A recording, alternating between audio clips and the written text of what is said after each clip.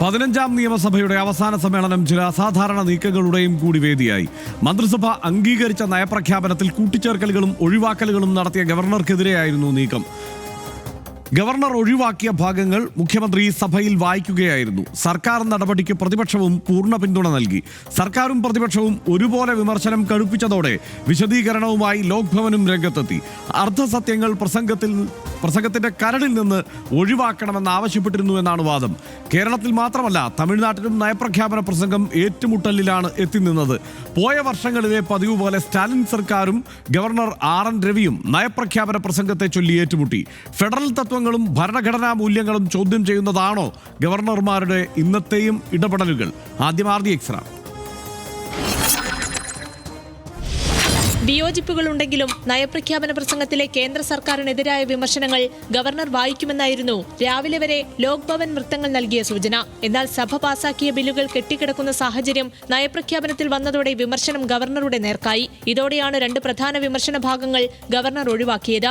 മറ്റൊരിടത്ത് ചില കൂട്ടിച്ചേർക്കലുകളും ഗവർണർ നടത്തി. ഗവർണറെ യാത്രയാക്കിയ ശേഷം തിരികെ സഭയിലെത്തിയ മുഖ്യമന്ത്രി പ്രസംഗത്തിൽ ഗവർണർ ഒഴിവാക്കലുകളും തിരുത്തലുകളും വരുത്തിയെന്ന് സഭയിൽ ചൂണ്ടിക്കാട്ടി. തുടർന്ന് വെട്ടിയ ഭാഗങ്ങൾ മുഖ്യമന്ത്രി സഭയിൽ വായിച്ചു. സംസ്ഥാന സർക്കാരിന്റെ വികസന നേട്ടങ്ങൾ നയപ്രഖ്യാപന പ്രസംഗത്തിൽ എടുത്തു പറഞ്ഞു. കഴിഞ്ഞ 10 വർഷത്തിനിടെ കേരളം വികസന കാര്യത്തിൽ കുതിപ്പ് നടത്തിയെന്ന് ചൂണ്ടിക്കാട്ടി. സാമ്പത്തിക പരിമിതികൾക്കിടയിലും വരുമാനം വർദ്ധിപ്പിച്ചും ചെലവ് നിയന്ത്രിച്ചും കേരളം മുന്നേറുകയാണെന്നും ഓർമ്മിപ്പിച്ചു. നയപ്രഖ്യാപന പ്രസംഗം അസത്യങ്ങൾ കുത്തിനിറച്ചതാണെന്ന് പ്രതിപക്ഷം കുറ്റപ്പെടുത്തി. എല്ലാ മേഖലകളിലും പരാജയപ്പെട്ട ഒരു ഭരണകൂടത്തിന്റെ തെറ്റായ അവകാശവാദങ്ങളാണ് കണ്ടത്. സർക്കാർ കടുത്ത സാമ്പത്തിക പ്രതിസന്ധിയിലാണെന്ന് നയപ്രഖ്യാപനത്തിലൂടെ തുറന്നു സമ്മതിച്ചിരിക്കുകയാണെന്നും പ്രതിപക്ഷം ചൂണ്ടിക്കാട്ടി. RDX rap news Malayalam.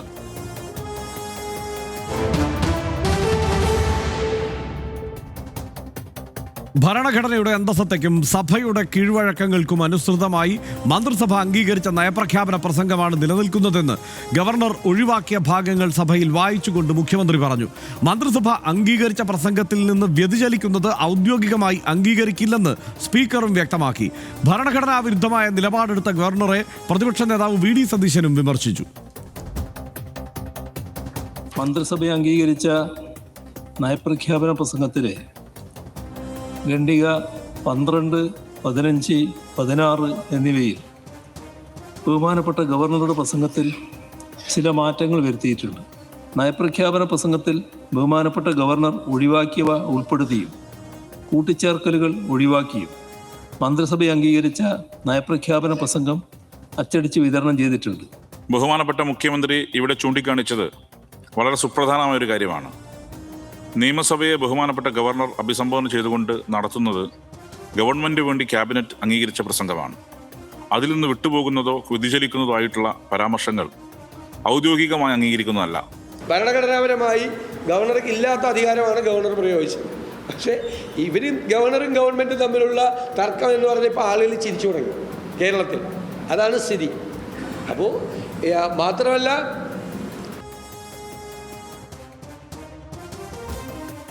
കേന്ദ്ര സർക്കാരിനും ഗവർണർക്കുമെതിരായ നയപ്രഖ്യാപനത്തിലെ വിമർശനങ്ങളാണ് ഒഴിവാക്കിയത്.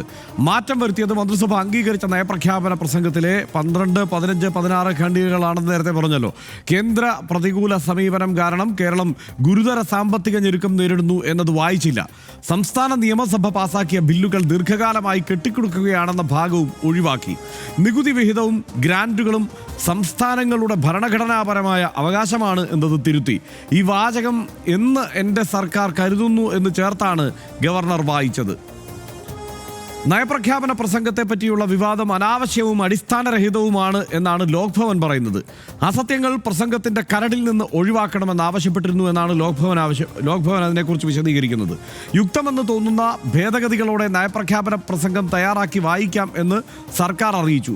ഗവർണർ നിർദ്ദേശിച്ച് സർക്കാർ അംഗീകരിച്ചതായി അറിയിച്ച പ്രസംഗമാണ് വായിച്ചതെന്നുമാണ് വിശദീകരണം. ആരിഫ് മുഹമ്മദ് ഖാന്റെ കാലത്ത് തുടങ്ങി നയപ്രഖ്യാപന പ്രസംഗത്തിൽ വിവാദങ്ങൾ ഉണ്ടാവാറുണ്ട്. 2020 ആരിഫ് മുഹമ്മദ് ഖാന്റെ നയപ്രഖ്യാപന പ്രസംഗത്തിലെ CAA പരാമർശം വലിയ വിവാദമായി. കേന്ദ്ര നിയമത്തിനെതിരെ സംസാരിക്കാനാകില്ല എന്ന് ആരിഫ് മുഹമ്മദ് ഖാൻ നിലപാടെടുത്തു. മുഖ്യമന്ത്രിയുടെ ആഗ്രഹപ്രകാരം വായിക്കുന്നു എന്ന് പറഞ്ഞാണ് പ്രസംഗം പൂർത്തിയാക്കിയത്.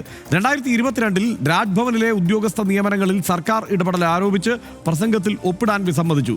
2024 നയപ്രഖ്യാപനത്തിന്റെ ആദ്യ വരിയും അവസാന വരിയും മാത്രം വായിച്ച് ആരിഫ് മുഹമ്മദ് ഖാൻ സഭ വിട്ടിറങ്ങി. 2025 രാജേന്ദ്ര ആർലേക്കർ തൻ്റെ ആദ്യ നയപ്രസംഗം 2 മിനിറ്റിൽ താഴെ സമയം കൊണ്ട് അവസാനിപ്പിച്ചു.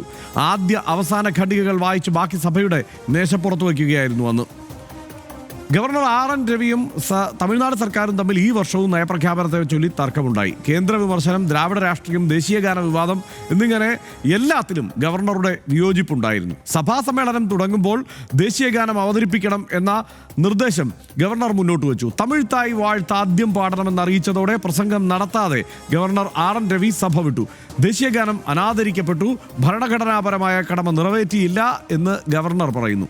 ഗവർണറുടെ മൈക്ക് ഓഫാക്കി സംസാരിക്കാൻ അനുവദിച്ചില്ലെന്നും ലോക് ഭവന്റെ വാദമുണ്ട്. ഇപ്പോൾ ഇത് പതിവ് സംഗതിയാണ്. ഇപ്പോൾ തമിഴ്നാട്ടിലേക്ക് നോക്കിയാൽ നിരന്തരം ഇത് സംഭവിച്ചുകൊണ്ടിരിക്കുന്നതാണ്. എന്താ തോന്നുന്നത് ഇന്നത്തെ ഈ സംഭവ വികാസങ്ങളെ കുറിച്ച്? ഇതിലിപ്പോൾ തമിഴ്നാട്ടിൽ DMK സർക്കാർ കുറച്ചൊന്ന് പ്രൊവോക്ക് ചെയ്യുകയും ചെയ്തിട്ടുണ്ട് RN രവീനെ. അവർ തമ്മിലുള്ള വഴക്ക് കുറച്ചുകൂടെ ശക്തമായിട്ടുള്ളതും പ്രകടിത രൂപത്തിലുള്ള വഴക്കുമാണ്. നമ്മുടേത് കുറേ കൂടെ കാര്യങ്ങൾ അങ്ങോട്ട് കൊണ്ടൊന്ന് പരിഹരിച്ച് പോകുന്നു എന്ന് തോന്നലുണ്ടാക്കുകയൊക്കെ ചെയ്യുന്ന ഒരു സംഗതിയാണ്. പക്ഷേ ഇതിനകത്ത് ആർക്കും ഏത് കുട്ടിക്കും രാഷ്ട്രീയമായിട്ട് കാര്യങ്ങളെ പഠിച്ചു തുടങ്ങുന്ന ഒരാൾക്കും എളുപ്പത്തിൽ ഇക്കാര്യത്തിൽ ആരാണ് തെറ്റെന്ന് ചോദിച്ചാൽ ഗവർണറാണ് തെറ്റ് എന്ന കാര്യത്തിൽ യാതൊരു സംശയം ഉണ്ടാകാൻ ഒരു സാധ്യതയില്ല. കാര്യങ്ങളെക്കുറിച്ചിട്ട് സാമാന്യ ഗ്രാഹ്യമുള്ള ആർക്കും എളുപ്പത്തിൽ മനസ്സിലാക്കാവുന്നതാണ്. ഇതിപ്പം വല്ലാതെ ഭരണഘടനയൊന്നും ഉദ്ധരിച്ച് പറയേണ്ടുന്ന കാര്യമില്ല. ഗവർണറാണ് തെറ്റ് എന്നത് എളുപ്പത്തിൽ മനസ്സിലാക്കാൻ പറ്റും. അതുകൊണ്ടാണ് മുഖ്യമന്ത്രിയും സ്പീക്കറും CPMൻ്റെ ആളാണ്, ഭരണപക്ഷത്തിൻ്റെ ആളുകളാണ്. സ്പീക്കർ ആലങ്കാരികമായിട്ട് അങ്ങനെ അല്ലെങ്കിൽ പോലും CPMൻ്റെ നേതാവാണല്ലോ. അപ്പോൾ ഇവർ രണ്ടുപേരും ഇതിനെ എതിർത്തുകൊണ്ട് സംസാരിക്കുന്നു. അദ്ദേഹം മാത്രമല്ല, ഈ നിയമസഭയിലെ പ്രതിപക്ഷ നേതാവ് VD സതീശനും ഇക്കാര്യത്തിൽ ഗവർണർ തെറ്റാണ് എന്ന് പറയുന്നു. അപ്പോൾ അക്കാര്യത്തിൽ അതിനേക്കാൾ കൂടുതൽ വിശദീകരണങ്ങൾ ആവശ്യമില്ല. ഇതിലിപ്പോൾ ഗവർണർ 2025 ആദ്യവും അവസാനവും ഓരോ പാരഗ്രാഫ് വീതം വായിച്ചിട്ട് അവിടെ മേശപ്പുറത്ത് വെക്കുകയായിരുന്നു. ആദ്യവും അവസാനവും വായിച്ചു 2 മിനിറ്റ് എടുത്തുള്ളൂ അദ്ദേഹത്തിൻ്റെ നയപ്രഖ്യാപന പ്രസംഗത്തിന്. അദ്ദേഹത്തിന് അങ്ങനെ ചെയ്യാനുള്ള അവകാശമുണ്ട്. കാരണം അദ്ദേഹം മറ്റൊരു രാഷ്ട്രീയ പാർട്ടിയുടെ ആളായിട്ട് പ്രവർത്തിച്ച് ഇപ്പോൾ ഗവർണർ സ്ഥാനത്തേക്ക് വന്നിരിക്കുന്ന ആളാണ്. RSSകാരനായിരുന്നു വളരെ ചെറിയ പ്രായം തൊട്ട്. BJPയുടെ പ്രവർത്തകനും നേതാവും BJPയുടെ വലിയ പദവികൾ അലങ്കരിച്ചിട്ടുള്ള ആളുമാണ് രാജേന്ദ്ര വിശ്വനാഥ് ആർലേക്കർ. അതുകൊണ്ട് BJPക്കെതിരായിട്ടും BJP സർക്കാരിനും കേന്ദ്ര സർക്കാരിനും എതിരായിട്ടുള്ള ആക്ഷേപങ്ങൾ ഉള്ള നയപ്രഖ്യാപന പ്രസംഗം വായിക്കാതിരിക്കാനുള്ള അവകാശം നിശ്ചയമായിട്ടും അദ്ദേഹത്തിനുണ്ട്. കാരണം അദ്ദേഹത്തിൻ്റെ രാഷ്ട്രീയ പാർട്ടി, അദ്ദേഹത്തിന് ഇഷ്ടമുള്ള രാഷ്ട്രീയ പാർട്ടിയെയും രാഷ്ട്രീയത്തെയും ഒക്കെ വിമർശിക്കുന്ന ഈ നയപ്രഖ്യാപന പ്രസംഗം ഞാൻ വായിക്കുന്നില്ല, ഞാനിത് അവതരിപ്പിച്ചിരിക്കുന്നു എന്ന് പറയാൻ, ഞാൻ ടേബിൾ ചെയ്തിരിക്കുന്നു, മേശപ്പുറത്തേക്ക് വെച്ചിരിക്കുന്നു എന്ന് പറയാനുള്ള എല്ലാ അവകാശവും ഗവർണർക്കുണ്ട്. പക്ഷേ അതിനകത്തേക്ക് കൂട്ടിച്ചേർക്കാനുള്ള ഒരു അവകാശവും ഗവർണർക്കില്ല. ഒരു വരി പോലും, അതായത് നേരത്തെ പറഞ്ഞ പോലെ ഇന്നാണ് സർക്കാർ കരുതുന്നതെന്നുള്ള ഒരു വരി പോലും അങ്ങോട്ട് കൂട്ടിച്ചേർക്കാനുള്ള അവകാശം ഗവർണർക്കില്ല. നയപ്രഖ്യാപന പ്രസംഗം എന്ന് വെച്ചാൽ ഈ സർക്കാരിൻ്റെ നയപ്രഖ്യാപന പ്രസംഗമാണ്. സർക്കാരിന് വേണ്ടിയിട്ട് തയ്യാറാക്കിയിട്ട് ഈ ക്യാബിനറ്റ് എന്ന് വെച്ചാൽ മന്ത്രിസഭ അംഗീകരിക്കുന്ന ഈ നയപ്രഖ്യാപന പ്രസംഗം അവിടെ ചെന്ന് അവതരിപ്പിക്കുക എന്ന ഈ അടയാളപരമായിട്ടുള്ള കർത്തവ്യം മാത്രമേ ഉള്ളൂ ഗവർണർക്ക്. അടയാളപരമായ കർത്തവ്യമാകുമ്പോൾ തന്നെയും അത് പ്രധാനപ്പെട്ട കർത്തവ്യമാണ്. കാരണം അതുകൊണ്ടാണല്ലോ അദ്ദേഹം വന്ന് അവതരിപ്പിക്കുന്നത്. അല്ലെങ്കിൽ പിന്നെ ഏതെങ്കിലും മന്ത്രിക്കോ മുഖ്യമന്ത്രിക്കോ വായിച്ചങ്ങ് പോയാൽ മതിയല്ലോ. അപ്പോൾ ഗവർണർ അവതരിപ്പിക്കുന്ന നയപ്രഖ്യാപന പ്രസംഗം യഥാർത്ഥത്തിൽ സംസ്ഥാന സർക്കാരുകളുടെ നയപ്രഖ്യാപനമാണ്. സംസ്ഥാന സർക്കാരുകളുടെ നയപ്രഖ്യാപനം വായിക്കേണ്ടത് ഈ മന്ത്രിസഭയുടെ അനുമതിയോടെ അവർ തയ്യാറാക്കിയ നയപ്രഖ്യാപന പ്രസംഗമാണ്. മന്ത്രിസഭയ്ക്ക് ആ അധികാരം കിട്ടുന്നത് സംസ്ഥാനത്തെ ജനങ്ങൾ തെരഞ്ഞെടുത്ത ഭരണാധികാര ബോഡിയാണത് എന്നതുകൊണ്ടാണ്. സംസ്ഥാനത്തെ ജനങ്ങൾ വോട്ട് ചെയ്ത് വിജയിപ്പിക്കുന്നു MLA-മാരെ. ആ MLA-മാരിൽ ഭൂരിപക്ഷമുള്ള ആളുകൾ ചേർന്ന് സർക്കാർ രൂപീകരിക്കുന്നു. ആ സർക്കാരിൻ്റെ മന്ത്രിസഭ അവരുടെ നയപ്രഖ്യാപനമായിട്ട് അവതരിപ്പിക്കുന്ന സംഗതിക്ക് മേൽ കൈകടത്താൻ എന്ത് അവകാശമാണ് ഗവർണർക്കുള്ളത് എന്ന് സാധാരണമായ ചോദ്യം ചോദിച്ചാൽ തന്നെയും എളുപ്പത്തിൽ ആളുകൾക്ക് മനസ്സിലാകും. അതായത് അതിന് പ്രത്യേകിച്ച് ഭരണഘടനാ വിധികൾ ഉദ്ധരിക്കുകയോ നിയമപരമായിട്ടുള്ള ചില പോയിന്റ്സ് മുന്നോട്ട് വയ്ക്കുകയോ ഒന്നും വേണ്ട. ജനം തെരഞ്ഞെടുത്തത് CPM-ഉം CPI-യും ഒക്കെ ചേർന്ന ഇടതുപക്ഷ സർക്കാരിനെ ആണെങ്കിൽ ആ ഇടതുപക്ഷ സർക്കാരിൻ്റെ മന്ത്രിമാർ ചേർന്ന് തയ്യാറാക്കുന്ന ഒരു നയപ്രഖ്യാപന പ്രസംഗത്തിൽ കൂട്ടിച്ചേർക്കലുകൾ നടത്താൻ നിങ്ങൾ ആരാണ് എന്ന് ഗവർണറോട് ഏത് ജനത്തിനും ചോദിക്കാം, ഏത് സാമാന്യ ജനത്തിനും ചോദിക്കാം. കാരണം ഗവർണർ കേന്ദ്രത്തിൻ്റെ പ്രതിനിധി നിലക്ക് ചില അധികാരങ്ങളൊക്കെയുള്ള ഇതിന് പുറത്തു നിൽക്കുന്ന ഒരാളാണ്. സംസ്ഥാന മന്ത്രിസഭയുടെയും മറ്റും ഉപദേശകനായിട്ട് വർക്ക് ചെയ്യുക എന്ന ആലങ്കാരികമായിട്ടുള്ള പദവി മാത്രമേ അദ്ദേഹത്തിനുള്ളൂ. അദ്ദേഹത്തിന് രാഷ്ട്രീയമില്ലായ്മയോ എതിർപ്പോ ഒന്നും എഴുതി കാണിക്കാൻ അദ്ദേഹത്തിന് യാതൊരു അവകാശവും ഇല്ലാത്തതാണ്. അത് പക്ഷേ അദ്ദേഹം ചെയ്തിരിക്കുന്നു. അപ്പം ഭരണഘടനയുടെ സംരക്ഷകനായിട്ട് ഇരിക്കേണ്ടുന്ന ഭരണഘടനാ ദത്തമായ ഒരു അധികാര പദവിയിലിരിക്കുന്ന ഗവർണർ വിശ്വനാഥ് ആർലേക്കർ ഇങ്ങനെ ചെയ്തിരിക്കുന്നത് ശരിയല്ല എന്ന് കേരള സമൂഹം ആകെ തന്നെ അദ്ദേഹത്തോട് പറയേണ്ടതുണ്ട്. അദ്ദേഹം നേരത്തെയും പറഞ്ഞു. ഇപ്പോൾ അദ്ദേഹത്തിൻ്റെ പരിപാടിയിലേക്ക് കൊണ്ടുവന്നിട്ട് ഈ ഭാരതാംബ എന്ന് പറയുന്ന ചിത്രം വെക്കുക പോലുള്ള കാര്യങ്ങൾ ചെയ്യുമ്പോൾ അത് ഔദ്യോഗികമായിട്ടുള്ള സ്ഥലത്ത് നിങ്ങളിത് വെക്കരുത് എന്ന് നേരത്തെയും നമ്മൾ RDX പറഞ്ഞിട്ടുണ്ട്. കാരണം അദ്ദേഹം വെച്ചത് ശരിയായില്ല എന്ന അഭിപ്രായം നമ്മൾ നേരത്തെയും പറഞ്ഞിട്ടുണ്ട്. കാരണം എന്താണെന്ന് വെച്ചാൽ അദ്ദേഹത്തിൻ്റെ ഒരു പരിപാടിയിൽ, അതായത് അദ്ദേഹം വ്യക്തിപരമായിട്ട് പങ്കെടുക്കുന്ന ഒരു പരിപാടിയിലോ അദ്ദേഹം പ്രതിദാനം ചെയ്യുന്ന രാഷ്ട്രീയ പാർട്ടിയുടെയോ RSSൻ്റെയോ അദ്ദേഹത്തിന് ആഭിമുഖ്യമുള്ള സംഘടനയുള്ള RSSൻ്റെ ഒക്കെ പരിപാടിയിൽ അദ്ദേഹം വ്യക്തിപരമായി നടന്ന പരിപാടികൾ അദ്ദേഹം വല്ല വീട്ടിൽ വിരുന്നോ മറ്റോ നടത്തുകയാണെങ്കിൽ അദ്ദേഹത്തിൻ്റെ രാഷ്ട്രീയ പാർട്ടിയുടെ ചിത്രത്തെ വെക്കാം. പക്ഷേ അതല്ലാതെ പൊതുവായിട്ടുള്ള സംഗതികളിൽ ഒരു രാഷ്ട്രീയ പാർട്ടിയുടെ ഒരു നിശ്ചിത പ്രത്യേക രാഷ്ട്രീയ പാർട്ടിയുടെ പടം വെക്കാൻ അദ്ദേഹത്തിന് അവകാശമില്ല. അതിപ്പോൾ മുഖ്യമന്ത്രി പിണറായി വിജയൻ അദ്ദേഹത്തിൻ്റെ ഔദ്യോഗികമായ പരിപാടി നടത്തുമ്പോൾ അദ്ദേഹത്തിന് അരിവാൾ ചുറ്റിയ നക്ഷത്രത്തിൻ്റെ കൊടിയുടെ പിന്നിൽ വെക്കാൻ പറ്റില്ല. അത് പറ്റില്ല. അതങ്ങനെയാണ് നമ്മുടെ ഭരണഘടനയുള്ളത്. അപ്പോൾ അത് രാജേന്ദ്ര വിശ്വനാഥ് ആർലേക്കർ ആവർത്തിച്ച് ചെയ്തതാണ്. അപ്പോൾ ഈ ഭരണഘടനയുടെ അതിരുകൾ ലംഘിക്കുന്നതിൽ അദ്ദേഹം നേരത്തെ തന്നെയും നിഷ്ണാതനായിട്ടുള്ള ആളാണ്. അത് പലപ്പോഴായിട്ട് അദ്ദേഹം ചെയ്തിട്ടുണ്ട്. ഇപ്പോൾ ഇവിടെ വീണ്ടും അദ്ദേഹം അത് ചെയ്തിരിക്കുകയാണ്. ഇവിടെ അദ്ദേഹത്തിന് മാന്യമായിട്ട് ഇപ്പോൾ അദ്ദേഹത്തിൻ്റെതായിട്ടുള്ള രാഷ്ട്രീയ പാർട്ടിയെയും കേന്ദ്ര സർക്കാരിനെ എതിർക്കുന്നു ഈ സംസ്ഥാന നിയമസഭ എന്നാണെങ്കിൽ അദ്ദേഹത്തിന് മാന്യമായിട്ട് വിയോജിപ്പ് പ്രകടിപ്പിക്കാനുള്ള കാര്യം ഉണ്ടായിരുന്നു. അദ്ദേഹത്തിന് ഈ 15-16 ഈ ഗണ്ണികളൊക്കെ ഒഴിവാക്കില്ല, അതുപോലെ ഒഴിവാക്കി പോകാമായിരുന്നു. അദ്ദേഹത്തിന് ഇഷ്ടമില്ലാത്ത കാര്യങ്ങൾ അദ്ദേഹത്തിൻ്റെ ശബ്ദത്തിൽ വരേണ്ട എന്ന് കരുതിയിട്ട് അദ്ദേഹം വായിക്കാതെ ഒഴിവാക്കി പോകാമായിരുന്നു. പക്ഷേ ഇതിനകത്തേക്ക് അദ്ദേഹത്തിൻ്റെതായുള്ള നിലപാടുകൾ കൂട്ടിച്ചേർത്തു എന്നത് അങ്ങേയറ്റം അക്ഷന്തവ്യമായിട്ടുള്ള ധാർമ്മികമായിട്ടും മറ്റ് ഈ പറഞ്ഞ നിയമപരമെന്നല്ല ഭരണഘടനാപരമായിട്ടും ശരിയല്ലാത്ത കാര്യമാണ് അദ്ദേഹം ചെയ്തത് എന്നാണ് എനിക്ക് തോന്നുന്നത്. ഇതൊന്നും ശരിയല്ല. അദ്ദേഹത്തെ പോലെ വളരെ മുതിർന്നൊരു പൊതുപ്രവർത്തകനായിട്ട് എല്ലാ മേഖലകളിലൂടെയും വന്ന ഇത്രയും പ്രധാനപ്പെട്ട പദവിയിലിരിക്കുന്ന ആളുകൾ ഇങ്ങനെ ചെയ്യാൻ പാടില്ല എന്ന് അദ്ദേഹത്തോട് കേരളം പറയേണ്ടതാണ്. പിന്നെ RN രവിയുടെ കാര്യം നമുക്കറിയാമല്ലോ. RN രവി വെച്ച് നോക്കുകയാണെങ്കിൽ ആർലേക്കർ കുറേ കൂടെ വളരെ ഡീസൻ്റായിട്ടാണ് കാര്യങ്ങൾ കൈകാര്യം ചെയ്തത്. RN രവി ഇങ്ങനെ ഇറങ്ങിപ്പോകുക. പിന്നെ RN രവിയോട് തമിഴ്നാട് സർക്കാർ എടുക്കുന്ന നിലപാടും ഇങ്ങനെയാണ്. അതായത് ഇതിപ്പോൾ വേണമെങ്കിൽ അവിടെ അവർക്ക് ദേശീയഗാനം പാടാത്ത ആളുകളൊന്നും അല്ല തമിഴ്നാട്ടിലെ സർക്കാരും രാഷ്ട്രീയ പാർട്ടികളും. പക്ഷേ ഇയാളെ ഒന്ന് പ്രൊവോക്ക് ചെയ്ത് കളയാന്ന് കരുതിയിട്ടാണ് അവർ ഞങ്ങൾ ദേശീയ ഗാനമല്ല ഇതാണ് പാടുന്നത് തീരുമാനിച്ചത്. ഒരു സംസ്ഥാന സർക്കാരിന് അവിടെ ജനം തെരഞ്ഞെടുത്തിട്ട് അങ്ങോട്ട് പറഞ്ഞു വെച്ചിരിക്കുന്ന സംസ്ഥാനത്തിന് അവരുടെ തീരുമാനങ്ങൾ എടുക്കാനുള്ള അവകാശമുണ്ട്. എങ്ങനെ ഭരണഘടനയാൽ നിബന്ധിതമായിട്ടുള്ള ചില കാര്യങ്ങൾ ചെയ്തില്ലെങ്കിൽ മാത്രമേ കുഴപ്പമുള്ളൂ. അല്ലാതെ RN രവിക്ക് പ്രൊവോക്കേഷൻ ഉണ്ടാകും എന്ന് കരുതിയിട്ട് തമിഴ്നാട് സർക്കാർ എന്തെങ്കിലും വിട്ടുവീഴ്ച ചെയ്യേണ്ടതുണ്ട്? ഇല്ല. കാരണം അവർക്ക് RN രവിക്ക് കേന്ദ്ര സർക്കാരാണ് പദവി കൊടുത്തതെങ്കിൽ ഈ സർക്കാരുകൾക്ക് രാജേന്ദ്ര വിശ്വനാഥ് ആർലേക്കറിന് കേന്ദ്ര സർക്കാരാണ് പദവി കൊടുത്തതെങ്കിൽ ഈ തമിഴ്നാട് കേരള സർക്കാരുകൾക്ക് അവരവരുടെ ജനങ്ങളാണ് അധികാരം കൊടുത്തത്. ജനമാണോ കേന്ദ്ര സർക്കാരാണോ വലുതെന്ന് വെച്ചാൽ ജനമാണ് എല്ലായിടത്തും വലുത്. അപ്പോൾ ജനത്താൽ കിട്ടിയിരിക്കുന്ന ഈ അധികാരത്തെ ദുരുപയോഗം ചെയ്തിരിക്കുകയാണ് ഇവർ എന്നാണ് എനിക്ക് തോന്നുന്നത്. തീർച്ചയായിട്ടും അതിനകത്തൊരു പ്രധാനപ്പെട്ട കാര്യം തൊട്ടടുത്ത് തെരഞ്ഞെടുപ്പ് നടക്കാനിരിക്കുന്ന സംസ്ഥാനങ്ങൾ ഏതൊക്കെയാണെന്ന് നമ്മളൊന്ന് പരിശോധിച്ചാൽ കേരളമുണ്ട്, തമിഴ്നാടുണ്ട്, പശ്ചിമ ബംഗാളുണ്ട്. ഇവിടെ ഇപ്പോൾ RN രവി ആയാലും ആർലേക്കർ ആയാലും ആനന്ദബോസ് ആയാലും ഇനി അങ്ങോട്ട് വലത്തോട്ട് ഇൻഡിക്കേറ്റർ ഇട്ടിട്ട് ഇടത്തോട്ട് വണ്ടിയെടുക്കും. എപ്പോൾ വേണമെങ്കിലും അത് പ്രതീക്ഷിക്കാം.